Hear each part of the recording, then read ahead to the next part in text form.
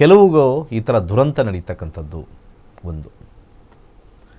ಇನ್ನೊಂದು ವಿಷಾದ ಏನು ಅಂತಂದರೆ ಕ್ರಿಸ್ಮಸ್ಸು ಇವತ್ತು ಹೌದು, ಒಂದು ಆಚರಣೆ ಸೆಲೆಬ್ರೇಷನಲ್ಲಿ ಮಾಡ್ತಕ್ಕಂಥವ್ರಿಗೆಲ್ಲ ಒಂದು ವಿಷಾದ.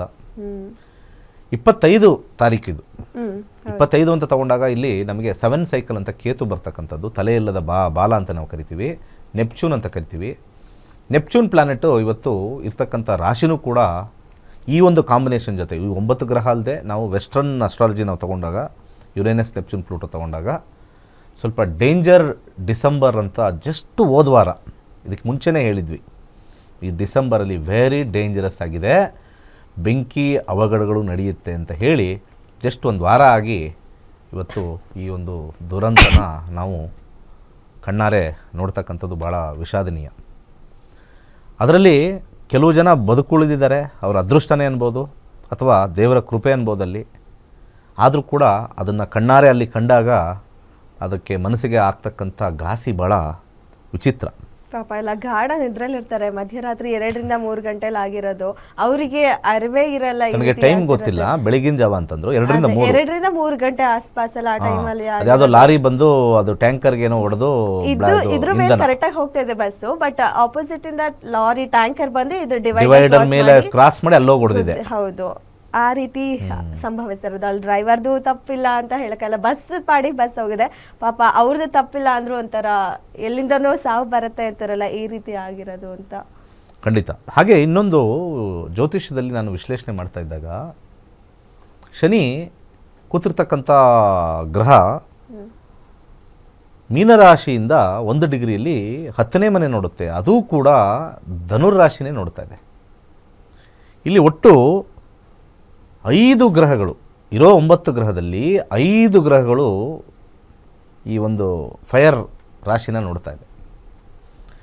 ಯಾರ್ಯಾರು ಈ ಫೈರ್ ತತ್ವದಲ್ಲಿ ಹುಟ್ಟಿರ್ತಾರೆ, ಅಗ್ನಿ ತತ್ವದಲ್ಲಿ ಕೆಲವರು ಹುಟ್ಟಿರ್ತಾರೆ, ಅವರಿಗೆ ಈ ಕೆಡುಕು.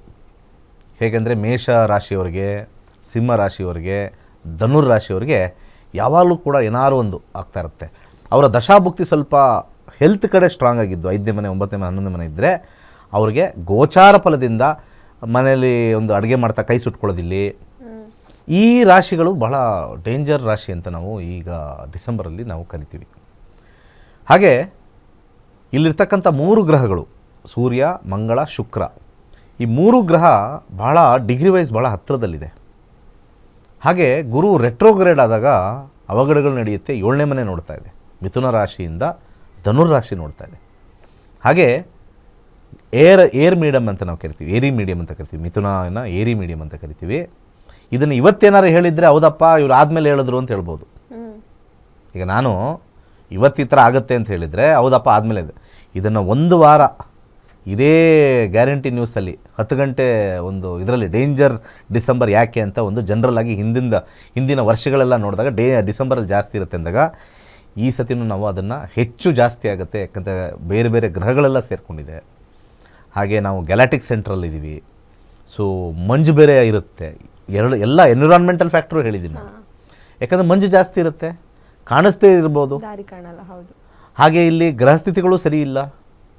ಆಮೇಲೆ ಗಾಢ ನಿದ್ದೆಯಲ್ಲಿರ್ತಕ್ಕಂಥದ್ದು ಯಾವ ಡ್ರೈವರ್ ಯಾವ ಥರ ಓಡಿಸ್ತಾ ಇದ್ರು ಅದನ್ನು ಹೇಳೋಕ್ಕಾಗಲ್ಲ ನಾವು.